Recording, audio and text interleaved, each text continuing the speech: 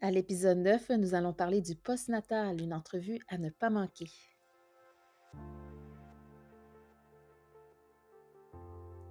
Bienvenue au podcast Au-delà du yoga. Je me présente Mireille Bourque, je suis professeure de yoga. Je suis aussi la créatrice de biwana.com, une plateforme virtuelle de yoga et de méditation. Mon équipe et moi, nous avons pensé créer aussi un podcast où nous allons recevoir de semaine en semaine des entrepreneurs, des créateurs, des artistes qui vont nous partager leurs outils de bien-être avec lesquels on va discuter de différents modes de vie, on va parler de nutrition et de tout ce qui nous fait du bien. Donc, en d'autres mots, ce podcast est un podcast pour se faire du bien. Alors, bienvenue à Au-delà du yoga.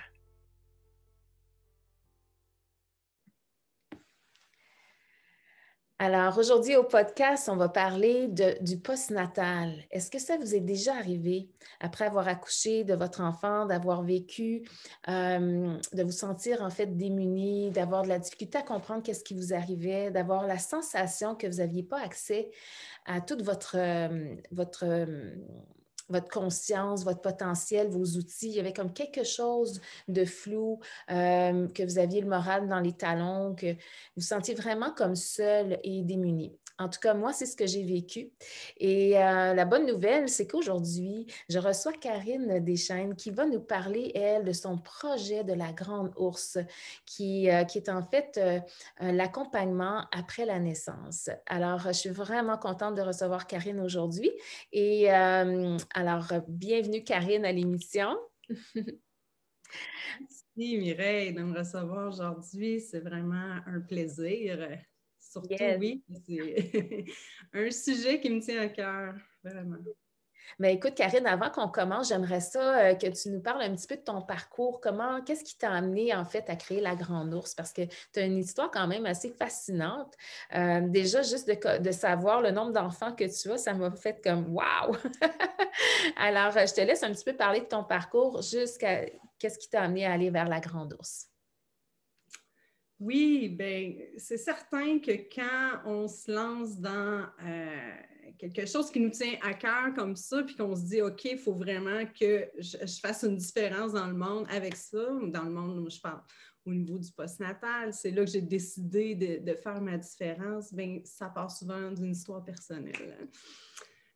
Oui, je suis maman de 4 enfants, je suis belle-maman d'une famille recomposée de 9 enfants. C'est une belle famille, hein, recomposée. Un jour, je parlerai de ça aussi parce qu'on vit de quoi de très beau, c'est le fun. Mais quand j'ai accouché de ma quatrième, on avait 8 enfants dans la maison. Là. Donc, Hey, wow! oui, oui, oui. Oui, donc j'ai une grande histoire de maternité. C'est une grosse partie de ma vie, puis je suis vraiment contente. C'est tout qu'un apprentissage si j'ai évolué dans ça, puis tout. Puis pour revenir avec le postnatal, le lien, bien, écoute, moi, j'ai vraiment aimé mes grossesses. J'aimais ça être enceinte. C'était une période, oui, vraiment. Je me sentais justement complète. C'était épanouie. J'aimais les transformations qui se passaient dans mon corps. Moi, j'étais bien avec ma bédaine, là, puis mon petit bébé en dedans de moi. Ah, je te comprends. Moi aussi, c'est la grossesse, ça a été le moment que j'ai tellement adoré. Vraiment. Fait que c'est peut-être pour ça aussi qu'au postnatal, on sent un grand vide par la suite parce que, comme tu dis, on se sent pleine, complète quand on a notre bébé dans notre ventre. Ah oui, hein. Puis, j'ai aussi aimé accoucher. Je sais que ce n'était pas le cas pour tout le monde. Mais écoute, je ne te dis pas que c'était pas.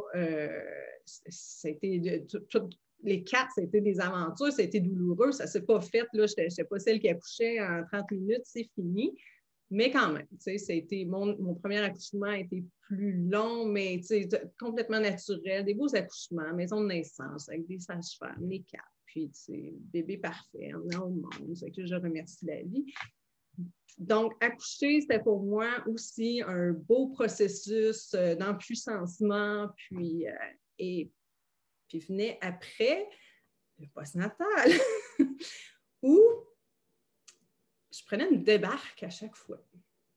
T'sais, sérieux, là, je pense que c'était difficile, c'était une période que, écoute, j'ai eu des beaux moments, là, je m'occupais de mes bébés, puis tout ça, puis j'étais vraiment une maman peau à peau, allaitement, puis tout ça, mais vraiment, là, au détriment de ma santé. Tu sais, quand tu finis, là, cette période-là, normalement, normalement, non, c'est ça la norme de nos jours, c'est ça, je comprends pas, c'est qu'on finit complètement lessivé, tu sais, c'était quelque chose.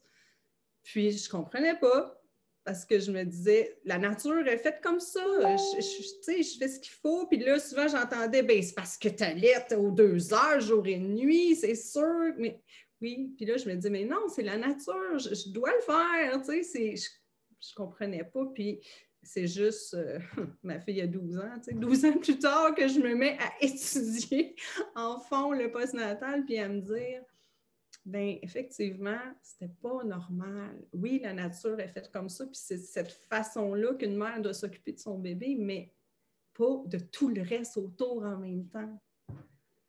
C'est pas normal de sortir d'un postnatal 2 ans plus tard complètement à terre en burn-out. Effectivement. Oui. Puis ce qui m'a amené à créer la Grande Ourse, c'est ben, là, 20 ans, j'ai fait de l'accompagnement à la naissance, tout ça, j'étais dans ce milieu-là. Après ça, ben là, avec les enfants, puis tout ça, j'ai comme arrêté de pratiquer pendant un temps. Puis là, comme les enfants étaient plus vieux, j'ai dit, ah oui, je retourne à mes amours, tu sais, à ce qui me passionne. Et j'ai refait un cours avec le Centre Pleine Lune, c'était à l'automne, d'accompagnement à la naissance. Puis, bien sûr, à la fin du cours, on parle du volet postnatal. Et là, c'est comme, ça me tombe dessus. Je me dis, OK, je ne me suis pas préparée à mes postnatales. Et puis là, je suis triste. Je suis comme, mon Dieu, que j'ai manqué mon coup à ce niveau-là. Je me suis tellement bien préparée pour mes grossesses, mes accouchements, mais pas le postnatal. Donc là, ça a été évident que c'est là qu'il fallait que j'aille, intervenir, puis parler plus. C'est vraiment, c'est ça. Il faut en parler plus du postnatal. Ouais. C'est comme ça que la Grande Ourse est arrivée. Bien, j'ai commencé à faire de l'accompagnement en postnatal chez des familles, me remettre dedans, accompagner les mamans, les soutenir. Puis là, ben, je me suis dit, OK, tout seul, mon impact n'est pas assez grand. Je me suis dit, il faut se réunir, il faut être plus que ça. Donc, de là est partie la Grande Ourse en me disant, ben, il faut faire de l'éducation, il faut en parler plus. Ouais. Wow, tellement, parce que ben, c'est ça, on en parlait un peu plus tôt, toi et moi, cette semaine, tu sais, parce que c'est ça, je trouve que dans la grossesse, dans la maternité, bon, on a la formation, je pense que c'est les CLSC qui donnent ça là, pour préparer là, la venue du bébé, là, l'accouchement et tout ça. Bon, évidemment, on prépare la chambre de l'enfant, on achète bon, les couches, les vêtements, les ci, les ça, bon, enfin, on prépare tout ça. Mais comme tu dis, au niveau de la maman, dans tout ce processus-là, surtout après l'accouchement, il n'y a pas grand-chose qui existe en ce moment pour soutenir la mère dans tous ces changements. Mais d'abord, comme on disait tout à l'heure, en début d'émission, on parlait de comment on peut se sentir complète enceinte, mais c'est ça, ça fait un vide quand l'enfant, finalement, quand on accouche de notre enfant. Fait qu'il y a comme donc, c'est de se réapproprier notre corps, c'est le changement hormonal, c'est tout plein de choses. C'est vraiment une très, très grande transformation pour la femme. Et comme tu disais tantôt, bien qu'on dit que c'est naturel, c'est pas parce que c'est naturel que c'est pas nécessairement... comment dire, comme un défi. Il y a vraiment beaucoup de choses à apprivoiser. Puis, on est plus ou moins informé par rapport à tout ça. Puis, je trouve que il me semble que ce qui serait intéressant, c'est de justement recréer des genres de rituels dans ces différents passages. Il y a tellement de passages qu'on fait dans une vie en tant que femme, pour les hommes aussi, mais aussi pour les enfants. Donc, les différents passages, les différents stades, et puis de pouvoir s'accorder toute la douceur, tout l'amour, tout l'accompagnement nécessaire pour nous aider dans ces traversées-là. Fait que je trouve que ce que tu proposes, Karine, est tellement magnifique et puis essentiel, je dirais. Ah, merci, oui. Ah oui, tes mots sont justes, hein? Le rituel, c'est important. On a perdu ça un peu dans notre ère moderne. Puis, c'est vraiment, vraiment une grande période que la femme, c'est ça, je trouve que quand je parle de changer le langage autour du postnatal, c'est que présentement, comme tu disais, c'est vraiment toujours, on parle des soins au bébé, on parle de l'arrivée du bébé, qu'est-ce qu'il faut faire pour prendre soin du bébé. Tu sais, c'est vraiment centré sur le bébé, mais on ne parle pas assez de qu'est-ce que ça implique pour la mère d'avoir enfanté. C'est une grande traversée, c'est vraiment, on entend parler de plus en plus là, du terme de matrescence. Puis matrescence, c'est comme adolescence, c'est un passage, oui, c'est la même chose. Puis on parle beaucoup de l'adolescence. Ah oui, c'est une grosse période, c'est difficile, il y a plein de changements, il se passe plein de choses, mais c'est pareil pour la matrescence. Et puis ça, bien, on ne s'en fait pas parler avant d'accoucher. On voit l'accouchement comme l'arrivée, le point d'arrivée dans la maternité. On fait comme, ah, OK, on se prépare à la grossesse, on se prépare à l'accouchement et oups, on a accouché, le bébé est arrivé, c'est fini, ça finit là. Mais il reste encore vraiment une période qu'on ne parle pas assez comme puis au niveau de la mère, de ce qu'elle vit physiquement, émotionnellement. Et c'est une grande période d'adaptation et qui est très physiologique aussi, là, tu sais, toutes les hormones qui droppent, puis tout ça, t'en parlais. Donc, ça, on n'est pas préparé à qu'est-ce qu'on va vivre dans notre corps. Donc, t'en as parlé, la solitude, on vit ça dans la solitude, puis on se dit, mais je suis pas normale, puis comment ça que... Il y a même toute la culpabilité, tu sais, qui embarque à ce moment-là, mais si on parlait plus de tout ce qui se passe pendant le 4e trimestre, c'est un 4e trimestre de grossesse, si on entendait parler plus, on parlait du postnatal au niveau des changements qui se passent au niveau de la mère, bien, on saurait. On se sentirait beaucoup moins seul là-dedans et on ne se sentirait pas coupable. On saurait que c'est un processus normal qui nous arrive. Oui, ouais, tellement. Puis, tu sais, je pense que tu en as discuté aussi avec Ève-Marie Lemieux, là, qui fait, voyons, je cherche le nom de son entreprise. Ben là, son programme qu'elle lance, c'est Parents Quick Fix. Oui, voilà, c'est ça, Parents Quick Fix. Et puis, vous en discutiez aussi comment l'impact que ça a sur l'enfant aussi, parce que je crois sincèrement que, tu sais, parce que l'enfant, quand on le porte, hein, bon, ben, premièrement, on peut pas avoir une plus grande connexion avec notre enfant qu'à ce moment-là. Donc, l'enfant ressent tout ce qu'on vit.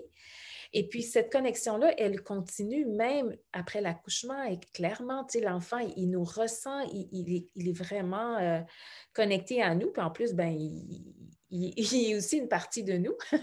Et je pense que, tu sais, si la maman, elle est capable d'avoir les bons outils pour bien gérer cette quatrième...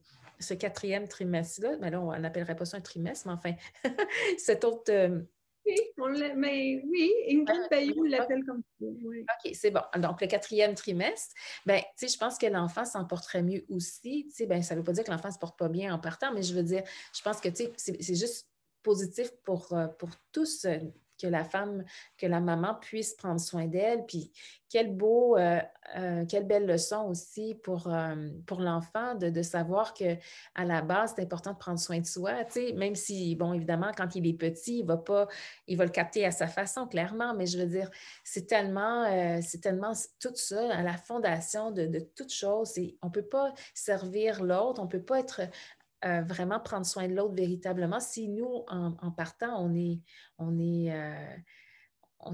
a besoin, tu sais, d'être rempli. Puis bon, oui, on y arrive parce que, bon, on a une grande force intérieure, puis le côté maternel prend le dessus, mais je pense qu'il y a moyen de le vivre encore d'une façon beaucoup plus harmonieuse, on peut dire. Je ne sais pas quel autre mot on pourrait utiliser, mais enfin. Bien, moi, je dirais de façon plus supportée parce que je pense que c'est en sachant exactement qu'est-ce que cette période-là implique au niveau physiologique, émotionnel, tout ce qui se passe au niveau du cerveau, du système nerveux, en sachant ça, ce qu'on ne sait pas présentement. C'est pas assez, en tout cas. C'est rare les femmes qui arrivent en sachant, OK, moi, j'ai encore un 3 mois à faire, qu'il faut vraiment que je m'occupe de moi. On ne sait pas ça. On sait qu'on va s'occuper de notre bébé. T'sais. Puis, en le sachant, ben, à ce moment-là, on va beaucoup plus préparer le support qu'on a besoin autour. Ouais. Puis, ça va être dit par les professionnels de la santé plus aussi. Ça va être recommandé présentement. C'est, voilà, votre beau petit bébé, bravo. Allez-y. Débrouillez-vous maintenant. Ouais. Mais c'est ça, je pense que c'est juste pas assez connu. Puis c'est tellement juste qu'est-ce que tu dis, oui. Puis des fois, hein, pour la maman en postnatal, ben c'est vraiment juste... On parle de s'occuper de soi, là, mais là, souvent, on parle de besoins primaires qui ne sont même pas répondu. Ouais. Puis, on a parlé justement cette semaine, peut-être la semaine passée, mais on a eu une discussion justement sur le postnatal parce que Mireille, toi, tu es dans le yoga. Puis je t'ai approchée parce que je me suis dit, bon, OK, c'est quoi les outils concrets qu'on peut offrir aux mères, puis qui ne prend pas des heures. Parce que c'est beau de dire à la maman, OK, ça te prend une routine de yoga à tous les matins à 7h30 pendant 1h30 de temps et tout va bien aller. Et non, ça se peut même pas. Puis, on est venu à parler de sommeil. Puis, ça m'est revenu cette semaine, après avoir parlé avec toi, je l'ai lu. Une mère, dans sa première année, suite à la naissance de son bébé, va être en manque de sommeil en moyenne de 700 heures. Wow! Ouais! C'est énorme, c'est énorme. C'est énorme. Puis ça, c'est la moyenne. Ça veut dire qu'il y en a plus que ça. Oui. Puis, tu sais, moi, je trouve que ça, c'est approché de façon vraiment trop... souvent, on blague à propos de ça. Ah! Avoir un bébé, tu vas voir, tu vas être fatigué, tu sais. Mais oui, tu sais. Puis même moi, je prenais ça de même. C'est comme, ah, OK, on dormira plus, chérie. Ça. Mais sérieux, 100 heures de sommeil en moins. Je ne peux pas me permettre d'être désinvolte. Ça, c'est vraiment drôle.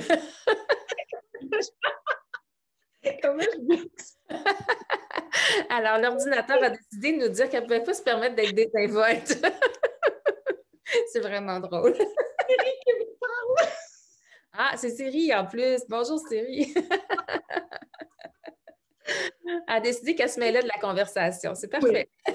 Elle peut se permettre d'être désinvolte. Oui, j'aime bien le mot quand même. Quand même, hein? C'est un bon message qu'elle a voulu passer.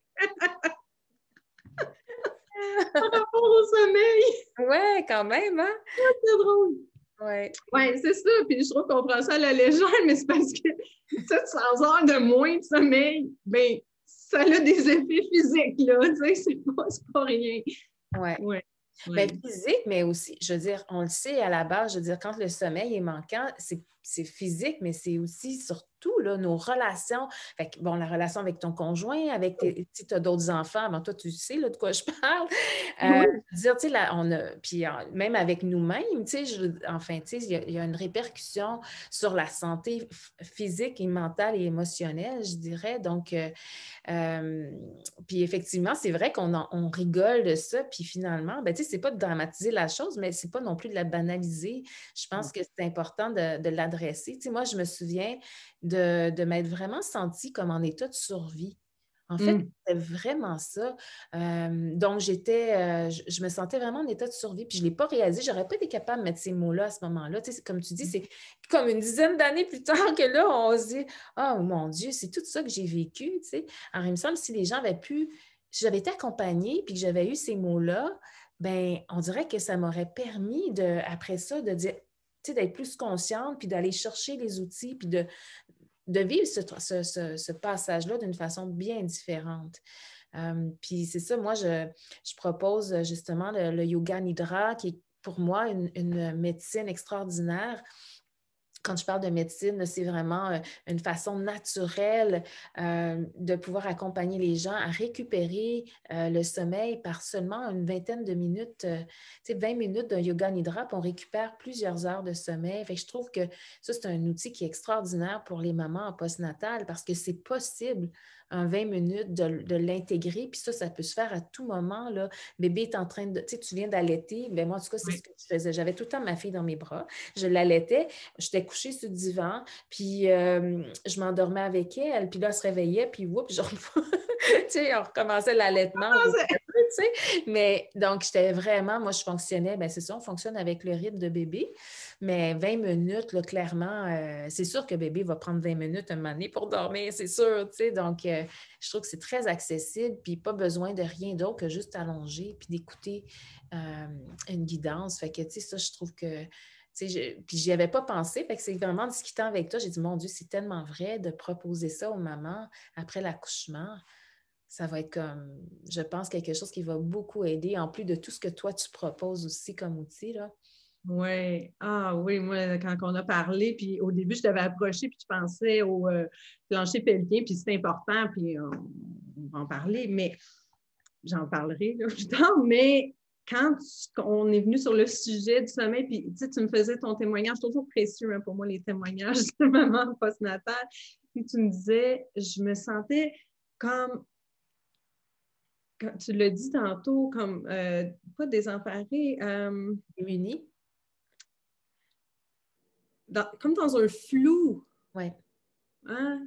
Fait que là, je me suis dit, OK, c'est important de prendre du temps pour se reconnecter à son corps parce que, oui, c'est vrai, puis ça, c'est plein de mal, puis je l'ai vécu moi aussi. On se sent comme un peu en survie, qu'on est comme plus dans notre corps, on a de la difficulté à...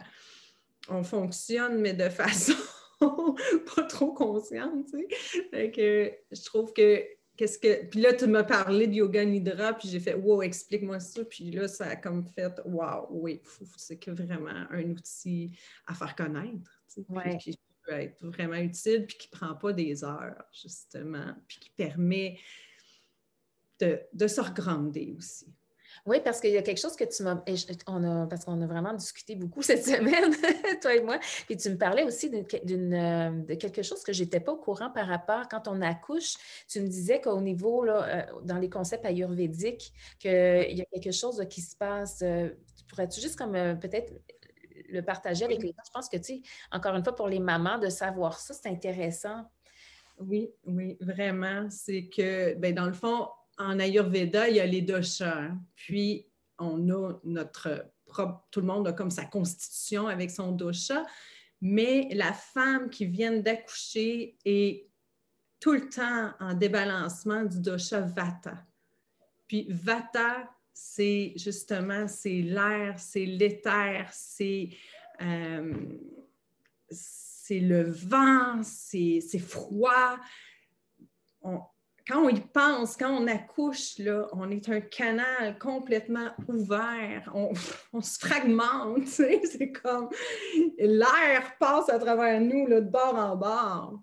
Fait que ça ne se referme pas tout seul, ça. Tu sais, c'est bon, c'est très imagé ce que je dis là, mais tu sais, c'est un peu ça dans l'énergétique.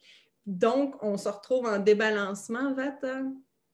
Puis c'est important. Bien, puis de le savoir, ça vient aussi dire aux femmes, non, vous n'êtes pas en train de virer folle, c'est normal.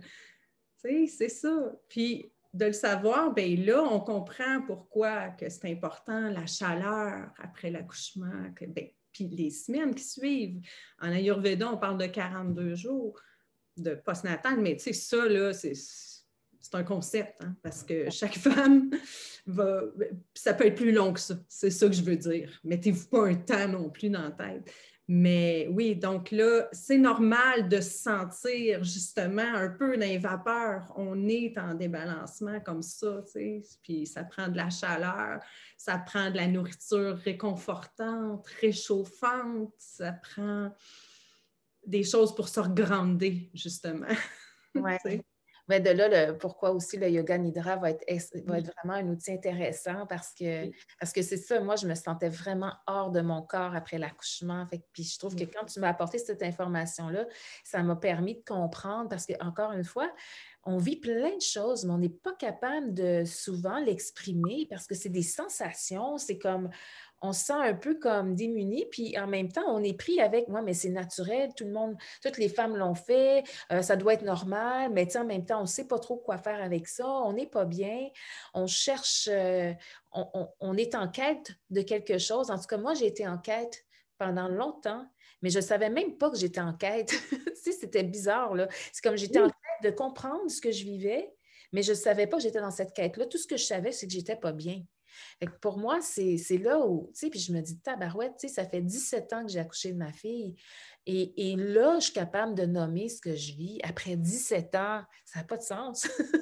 Fait que je me dis, c'est pareil, les mamans aujourd'hui, tu sais, je connais plein de jeunes femmes en ce moment qui sont enceintes. Je me dis, mon Dieu, j'ai tellement hâte de leur parler de ce que tu proposes parce que je me dis, ça va tellement être quelque chose qu'elles vont certainement apprécier. Moi, j'ai envie de leur offrir des cadeaux de tout ça, de dire, hey, ça existe, tu peux t'accompagner, puis ça peut être tellement un beau moment parce que moi, je trouve que ça devrait justement être le plus beau moment de ta vie, tu sais, parce qu'être une mère, quel cadeau quand même, tu sais. Oui, oui, oui, puis c'est ce qu'on c'est ce qu'on souhaite à tous les mères, puis ça l'est, un cadeau incroyable, mais souvent dans le tumulte du postpartum, ben on fait comme, oh, on est comme déçu de ne pas le vivre de façon aussi extatique qu'on pensait qu'on serait, tu sais, mais c'est normal aussi. Puis on n'a pas été préparé à justement tout ça, ce qui fait que oui, on devient en quête. C'est une matrescence aussi. Puis on n'a pas été préparé à naître en tant que mère. C'est juste ça. C'est juste ça. Puis, regarde, on fait le travail des fois des années plus tard. Oui, puis en même temps, c'est parfait. Tu sais, je pense que, tu sais, moi, quand je repense à tout ça, tu sais, même si j'ai trouvé que ça a été un passage qui, en tout cas, ça a été très initiatique pour moi, mais je pense pour tout le monde, mais en tout cas, moi, je l'ai vécu, ça a été vraiment une grande transformation, mais en même temps, tu sais, c'est ce qui fait ce que je suis aujourd'hui aussi, tu sais, il y avait, fait que je crois que dans ce sens-là, pour moi, tu sais, j'aime bien me servir de chaque expérience comme étant un propulseur, comme étant une fondation qui m'amène encore plus loin dans tout ce que je fais. Puis comme tu dis, toutes nos inspirations partent de nos propres expériences. Fait que je pense que c'est ça aussi qui est intéressant, c'est de voir à quel point on peut créer à partir de toutes ces expériences-là qui nous servent finalement de voir que chaque situation qu'on vit, chaque défi ou initiation sont simplement en fait des opportunités. Clairement, quand on a les deux pieds dedans, on ne le voit pas toujours parce que des fois, ça peut être très déstabilisant, même voire parfois souffrant. Mais plus on arrive à changer cette perspective, je pense que ça devient alors on le vit bien différemment, en fait. On se sent moins envahi, peut-être, moins démuni. Oui. C'est vraiment juste un manque de support parce que, comme tu dis, tout est parfait. Hein. Donc, de vivre cette période-là, souvent qui amène à des grandes prises de conscience. Hey, j'ai des femmes qui me racontent qu'ils ont changé leur vie du tout au tout, là, après avoir enfanté. Ils ont comme réalisé qui étaient puis ce qu'ils voulaient faire. Puis, il se passe plein de belles choses aussi. Tout ce que... Puis c'est parfait, là, c'est ça, c'est des belles initiations. Puis il y a plein de beaux moments aussi. Je me rappelle des moments magiques, là, même en pleine nuit avec mes petits bébés. J'ai plein de beaux souvenirs. Puis je les aimais, ces moments-là. Je remerciais la vie. C'est pas juste qu'on brouille du noir, mais c'est en fait tout ce que je souhaite, c'est de changer le langage, c'est ça, au niveau du postnatal, c'est d'amener plus de conscience de qu'est-ce qui se passe. Mais merci, Karine, de le préciser parce qu'effectivement, peut-être qu'on a dépeint un portrait qui était même pas super. Mais effectivement, il y a plein de choses. Je veux pas que le monde se dise « Oh non, on n'aura plus d'enfants! » Finalement, le postnatal, c'est pas le fun.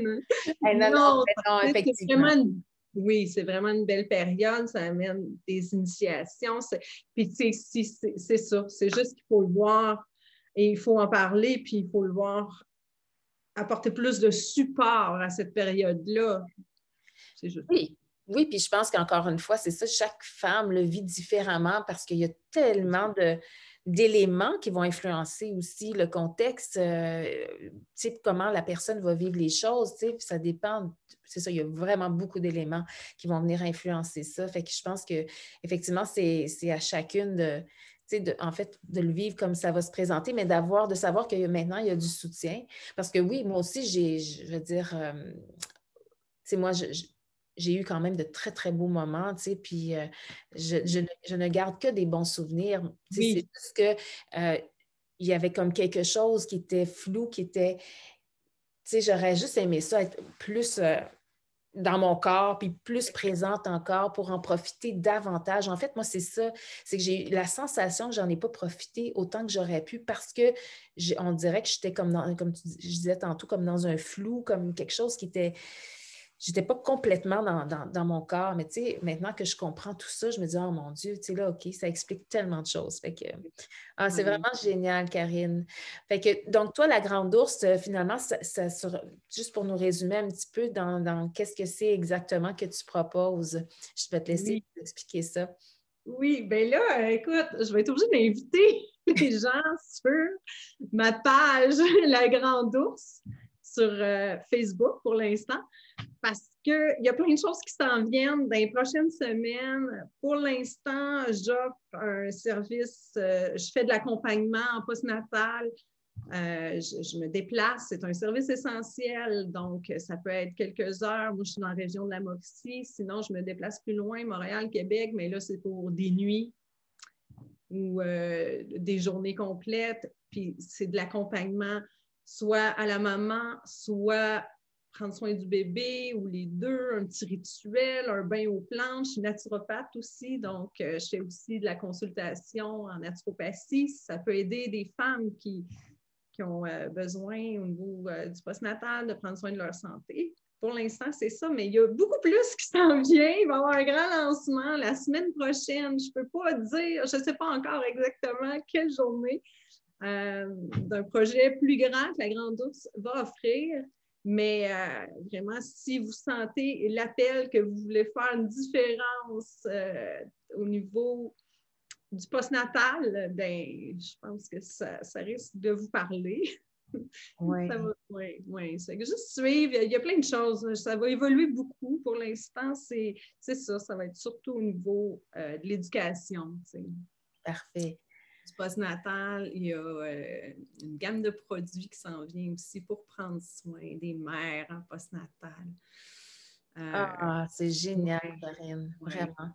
Fait Quelques que moi, ce produits. que je vais faire, je vais marquer, je vais mettre le lien de ta page Facebook, que les gens vont pouvoir, ceux qui nous écoutent en ce moment vont pouvoir voir le lien et puis aller te suivre sur Facebook. Je vous encourage fortement à le faire, puis à propager la bonne nouvelle aussi pour toutes les mamans qui sont déjà mamans, puis les mamans en devenir aussi.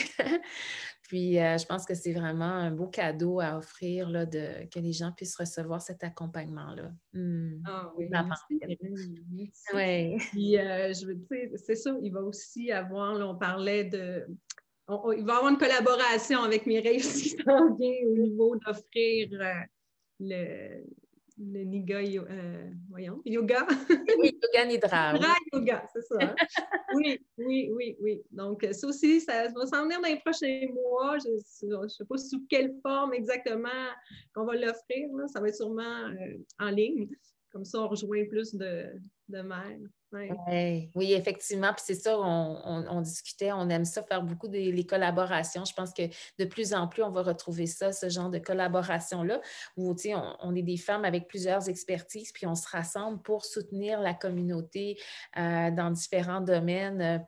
Et je pense que de plus en plus, on s'en va vers à retrouver cette façon de pouvoir vivre en communauté et de s'ouvrir vraiment à se soutenir mutuellement. Je pense que c'est ça qui fait la force finalement, de la puissance, en fait, de nos approches. C'est tous ces éléments, ces outils qui se rassemblent pour amener vraiment vers quelque chose d'encore plus grand, tu sais, d'encore plus beau. Parce que je pense que c'est ça qui est beau, c'est de sentir qu'on n'est plus seul. Parce que pendant longtemps, ça a été ça qui a été, je pense, une des grandes problématiques. Et ce qu'on vit planétairement en ce moment, je pense que c'est une grande invitation à se reconnecter, à se retrouver, à se regrouper d'une façon différente, clairement, en ce moment. Mais il est possible quand même de se soutenir. Et il faut juste trouver des opportunités, comme je mentionnais tout à l'heure. Super. Écoute, on va finir avec une petite question. Moi, j'aime ça finir avec une petite question éclair, là, quelque chose de très de le fun. Alors, voilà ma question. Est-ce que tu as, Karine, un symbole ou un objet fétiche, quelque chose que tu chéris, qui t'apporte, je ne sais pas, qui te guide dans ton quotidien ou peu importe, ou qui ce soit en lien avec personnel ou avec ton entreprise, La Grande Ourse? Vous la voyez depuis tantôt. C'est drôle. Elle est avec moi depuis plusieurs mois. Hein. C'est comme ma femme déesse. Ouais. Elle vient de la nature. Elle est faite avec de la mousse. Ça représente l'arbre. Parce que je trouvais, au début, quand justement j'ai recommencé tout ce processus-là, à vouloir accompagner la naissance, je voulais la déesse, tu sais, de la fertilité. Puis je suis tombée sur elle parce que je suis tellement proche de la nature aussi. C'est ça, dans mon approche, il y a beaucoup de plantes, il y a beaucoup, tu sais, c'est vraiment... Puis, ben, les arbres, j'ai une connexion aux arbres, vraiment. Sérieux. C'est fou. Donc, voilà. Bien, merci pour les gens qui nous voient pas sur l'écran, mais c'est une petite statuette. Puis c'est drôle parce que je la regardais derrière toi. Et puis, sais-tu qu'est-ce que j'avais l'impression que c'était au début? Un Oscar. J'ai dit, c'est comme imiter un trophée d'un Oscar. Tu sais, aux États-Unis, quand ils donnent les prix là, au cinéma. Fait que j'avais vraiment l'impression que tu avais un Oscar. Mais je trouve ça beau parce que quelque part, moi, c'est ce que j'ai vu. Là, tu me l'approches de l'écran, je fais « Ah oui, la déesse! » Mais en même temps, je trouve qu'il y a tout... C'est beau parce que c'est comme ça. En même temps, il y a comme un trophée. Oui. C'est mon trophée de la nature. Ouais. C'est maman nature qui me l'a donné. Ouais, ben oui, c'est comme tu as gagné le prix. Voilà. C'est vraiment beau. Hey, merci, Karine. Ça a été une grande joie de te recevoir au podcast aujourd'hui. Je pense que nos auditeurs vont avoir vraiment apprécié. Et puis, je vous invite, les auditeurs, à nous écrire si vous avez des questions, des commentaires. Ça va nous faire vraiment plaisir de répondre à vos questions. Et puis, un gros merci, Karine. Puis certainement qu'on va se retrouver dans un autre podcast quand on aura d'autres annonces à faire, d'autres choses à vous partager en lien avec le postnatal et puis où la Grande Ourse va avoir dans tout son développement, où elle va être rendue. Fait que ça va être un bonheur de te recevoir à nouveau. Je te remercie énormément. Merci pour ton travail aussi. Ça fait plaisir. Alors, donc, merci à tout le monde et puis je vous souhaite une belle journée et on se retrouve la semaine prochaine pour un autre épisode.